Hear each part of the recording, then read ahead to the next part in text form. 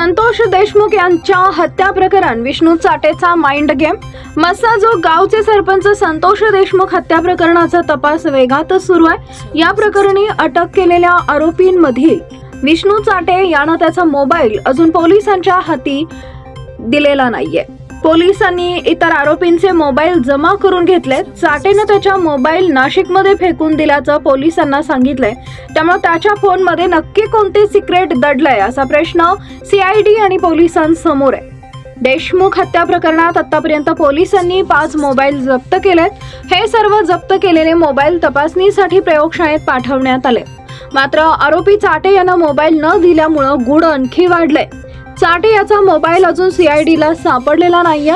या प्रकरणी चाटे याचा फोन सापडल्यास अनेक प्रश्नांची उकल होईल असं पोलीस म्हणत आहेत। चाटे यानं स्वतःच्या मोबाईल नाशिकमध्ये फेकून दिल्याचं पोलीस अधिकाऱ्यांना सांगितलंय।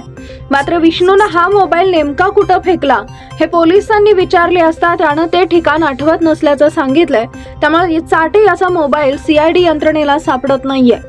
चाटे याच्या मोबाईलवरूनच वाल्मिक कराडला फोन केल्याचा संशय व्यक्त केला गेला।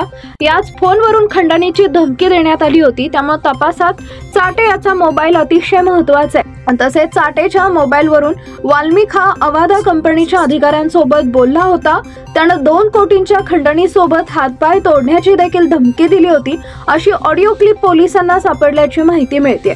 त्यामुळे या तपासात चाटे याचा मोबाईल अत्यंत महत्त्वाचा आहे। पण चाटे हा फोन फेकल्याचं सांगत आहे। त्यामुळे त्याचा मोबाईल शोधणं हे पोलिसांसमोर मोठं आव्हान आहे। दरम्यान देशमुख हत्या प्रकरणात विष्णू चाटे याला उद्या पुन्हा न्यायालयात हजर करणार आहेत। मात्र कृष्णा आंधळे हा अजून देखील फरारच आहे।